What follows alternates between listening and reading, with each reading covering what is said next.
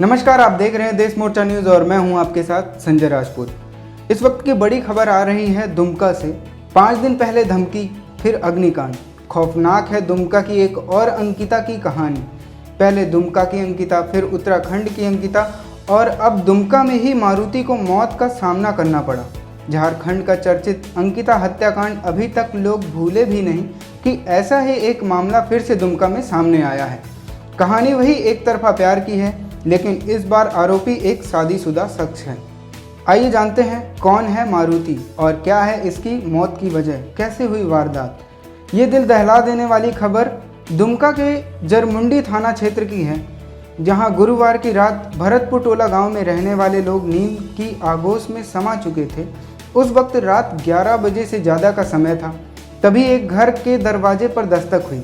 ये घर था मारुति नाम की लड़की के नाना नानी का। मारुति ने जैसे ही दरवाज़ा खोला, राजेश राउत नाम के एक शख्स ने उस पर पेट्रोल उलट दिया। इससे पहले कि वो कुछ समझ पाती या संभल पाती, उस शख्स ने मारुति को आग के हवाले कर दिया और वहाँ से फरार हो गया। पेट्रोल ने तेज़ी से आग पकड़ ली। मारुति आग की लपटों में घिर गई। वो मदद के लिए चीखने चिल्लाने लगी। चीख पुकार सुनकर उसकी नानी जग गई और उसे बचाने की कोशिश करने लगी, मगर तब तक आग ने मारुति को पूरी तरह से अपनी चपेट में ले लिया था। उसकी बुजुर्ग नानी भी इस आग की चपेट में आ गई। दोनों की चीखें सुनकर गांव के लोग भी मौके पर आ पहुंचे और किसी तरह से आग को बुझाया।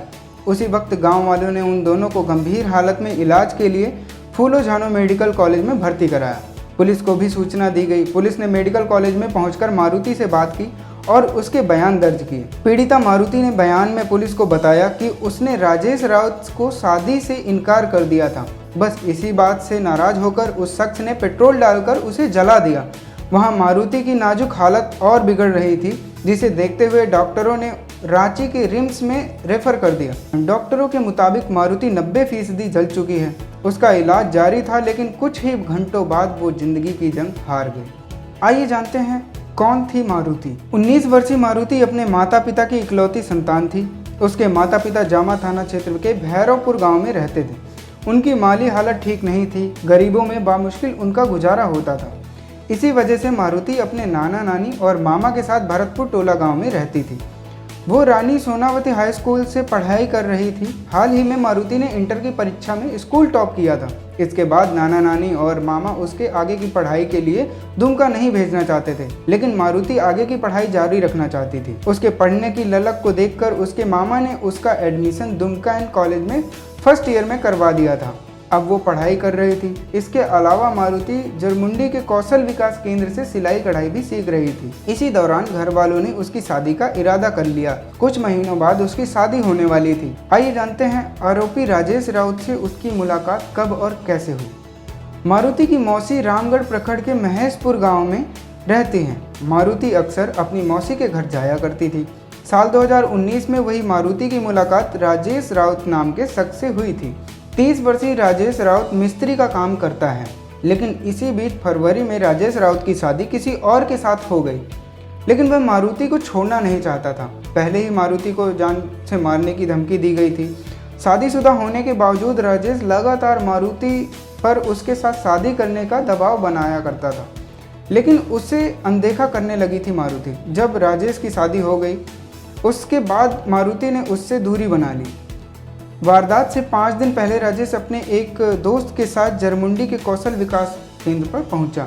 वहां जाकर उसने मारुति और उसकी सहेली लक्ष्मी को धमकी दी कि अगर वो उसकी बात नहीं मानेगा तो दोनों को जिंदा जलाकर मार दिया जाएगा।